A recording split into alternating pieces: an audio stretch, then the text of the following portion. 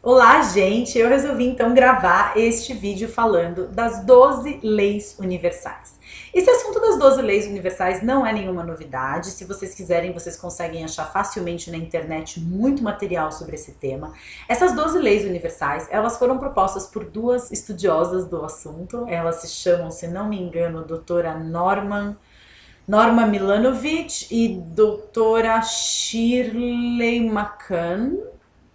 Eu vou verificar o nome, vou colocar aqui nas informações gerais desse vídeo. Se não me engano, é isso sim. São essas duas estudiosas do assunto, que por sua vez foram buscar inspiração lá nas leis herméticas, né? São 7 leis herméticas extraídas de um tratado chamado Kybalion. Então, alguma fonte de pesquisa para quem se sentir interessado ir atrás e saber mais sobre o assunto. E essas 12 leis do universo, elas tendem, na verdade, assim, a serem fontes de inspiração para que todos nós, co-criadores do nosso universo, possamos inventar o mundo no qual a gente quer viver de uma forma mais plena e responsável, sabendo que essas leis existem e sabendo que nós podemos usar essas leis a nosso favor na cocriação do nosso universo.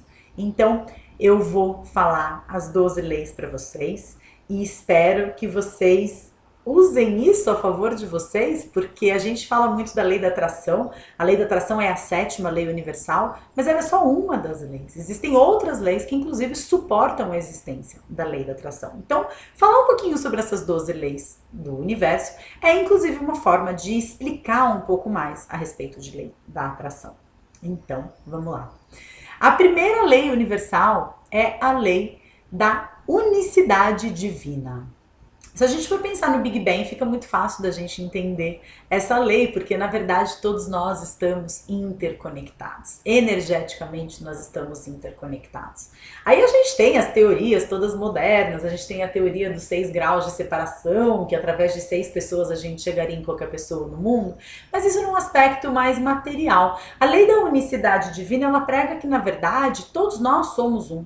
E nós temos uma conexão energética que precede a nossa conexão material e que essa conexão energética, ela é a explicação de por que tudo aquilo que a gente fala, tudo aquilo que a gente faz, tudo aquilo que a gente pensa, tudo aquilo que a gente sente, acaba influenciando nas outras pessoas também. Então, nós não somos ilha, somos um todo interconectado, como se fôssemos, todos nós, fôssemos várias células do mesmo organismo, chamado planeta Terra, chamado universo. Então, todos nós estamos interconectados. Essa é a primeira lei, que é a lei da unicidade divina. A segunda lei é a lei da vibração. Tudo que existe tem a sua própria vibração energética, tem o seu próprio campo vibracional. Essa vibração, ela sempre se expande, se move ou viaja em movimentos circulares, né? O que é muito interessante se a gente for pensar nos vórtices de energia, né? Se a gente for pensar no movimento espiralado, que é aí super recorrente em diversos padrões naturais, como por exemplo o formato das galáxias, como por exemplo a nossa cadeia DNA e também a estrutura sexual de certas plantas, a própria concha, né, as próprias conchas com esse movimento espiralado, e que é também a forma como a energia ascende de um chakra a outro dentro do corpo. Então, essa é a lei da vibração, com uma forte conexão com os espirais, de um modo geral, tá? A terceira lei é a lei da ação. Essa lei, ela prega que tudo aquilo o que nós queremos que aconteça exige de nós alguma atitude, que nada vem de graça. Então, se nós desejamos uma certa coisa, nós precisamos agir de acordo com aquilo que a gente diz que quer, com aquilo que a gente diz que é importante pra gente. Então, se a gente quer alguma coisa, a gente precisa prestar atenção no modo como a gente fala, a gente precisa prestar atenção no modo como a gente se sente, a gente precisa prestar atenção no modo como a gente pensa, para que a gente tenha ações coerentes com aquilo que a gente diz que quer. Então, esta é a terceira lei, que é a lei da ação. A quarta lei é a lei da correspondência. E a lei da correspondência prega que tudo aquilo o que existe no mundo material possui um correspondente no mundo etéreo. E aí a gente tem vários desdobramentos que a gente vai falar sobre isso, como eu disse no vídeo anterior, o vídeo com o Marcelo, meu amigo Marcelo Supertramp, que a gente pretende gravar amanhã.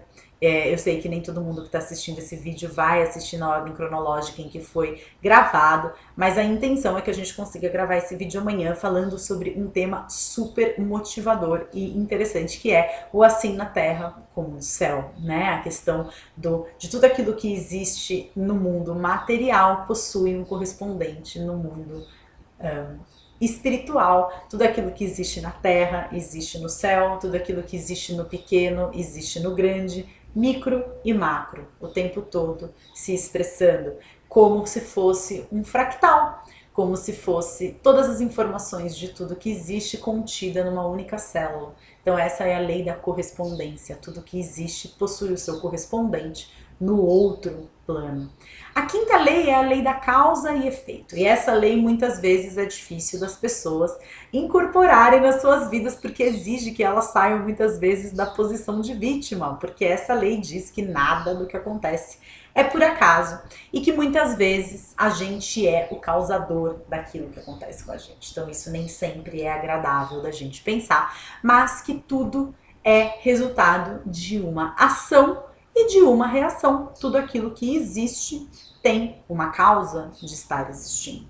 E que nada acontece por acaso e nada acontece fora das 12 leis universais.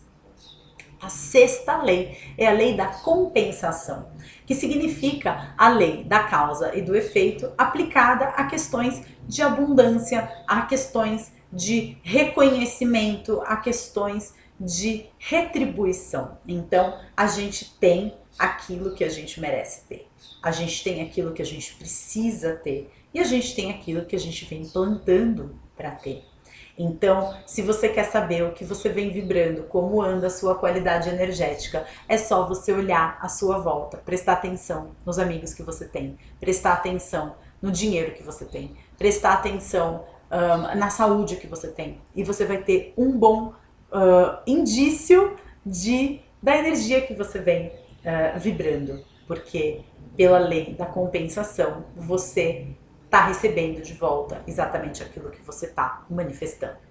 A sétima lei, aí vem a nossa grande lei da atração. Energia positiva atrai energia positiva. Energia negativa atrai energia negativa. Mas calma, porque tem a oitava lei, que é a lei da transformação eterna, em que nós podemos mudar a vibração energética dos nossos seres a qualquer momento. Então a gente pode mudar a qualidade daquilo o que a gente vem atraindo ou a qualidade daquilo pelo qual nós estamos nos sentindo como sendo atraídos naquela direção. Então isso é uma coisa que depende da gente, a qualidade da energia que a gente vibra é nossa responsabilidade, mas é nossa potencialidade de mudar se por acaso não estiver agradando. A nona lei do universo é a lei da relatividade, que significa que nós não devemos, em hipótese alguma, a gente deve se comparar com quem quer que seja, porque a nossa história é nossa história e a história das outras pessoas é a história das outras pessoas e a gente sempre vai encontrar uma história pior do que a nossa e a gente sempre vai encontrar uma história melhor do que a nossa. E que a gente se deixar levar por essas comparações, a gente se sentir bem porque a gente tem mais do que alguém, ou mal porque a gente tem menos do que alguém, isso é absolutamente injusto, não só conosco como com as outras pessoas, e que cada um vive a sua história, cada um tem a sua história, cada um tem o que precisa e cada um tem o cenário ideal para se desenvolver e para aprender que precisa ser aprendido. Então, absolutamente tudo é relativo. Vamos parar com as comparações. A décima lei é a lei da polaridade, em que tudo o que existe no universo possui o seu oposto. Então, assim como existe o sol, existe a lua, assim como existe o claro, existe o escuro, assim como existe a bondade, existe a maldade, e que um sem o outro não tem como existir. Então, para a bondade existir, precisa existir a maldade. Para a luz existir, a escuridão precisa existir também. O nosso objetivo pode ser transcender a dualidade, mas a gente não vai viver em bondade eterna se não tiver um centro de referência. A terra entre o céu e a terra, a gente precisa de uma referência para marcar esses dois extremos de uma mesma moeda. A gente não tem como ter só a cara ou só a coroa. A gente tem sempre a cara e a coroa juntas na mesma moeda. A 11ª lei é a lei dos ritmos ou dos ciclos, que tudo possui a sua própria o seu próprio padrão, a sua própria velocidade, que seria o equivalente a uma frase do Shakespeare naquela peça Sonhos de uma Noite de Verão, que ele diz que tudo tem o seu tempo, todo fruto tem o seu tempo para amadurecer. Então, cada coisa tem o seu próprio processo, todos os processos são marcados pelo começo, pelo meio e pelo fim. E que é por isso que os mestres, muitas vezes, eles evitam viver o excesso, né? Os excessos, tanto das coisas ruins como das coisas boas, porque depois de um grande excesso, vem sempre o seu oposto, né? Isso na medicina chinesa, no taoísmo, a gente fala que tudo aquilo que alcança o seu auge rapidamente começa a se transformar no seu oposto, que seria o mesmo que dizer que depois que o sol chegou ao seu auge, ao meio-dia, automaticamente ele começa a dar lugar à lua, ou então depois que o inverno chegou ao seu máximo na noite de solstício de inverno, automaticamente começa a dar lugar ao verão e assim por diante. Então a gente observar a velocidade desses processos e observar o ritmo que as coisas têm, porque todas as coisas têm o seu próprio ritmo. E por último, a última lei é a lei do gênero, que tudo o que existe possui uma polaridade feminina e uma polaridade masculina, e que apenas equilibrando essas duas polaridades, positiva e positiva e negativa, no fundo, né, masculina e feminina, ligadas aí, né, ao yin e ao yang, é que a gente é capaz de chegar a um equilíbrio. A gente precisa dosar essas duas polaridades, reconhecer a existência dessas duas polaridades, masculina e feminina, em cada uma das coisas, em cada uma das situações, e apenas unindo essas duas polaridades é que a gente finalmente vai alcançar o equilíbrio. Quando yin e yang deixarem de ser yin e yang e passarem a ser um todo, é que a gente consegue transcender a dualidade e que a gente consegue, de fato, alcançar uma iluminação, um patamar mais elevado e a consciência sobre todas as coisas. Então, essas são as leis universais.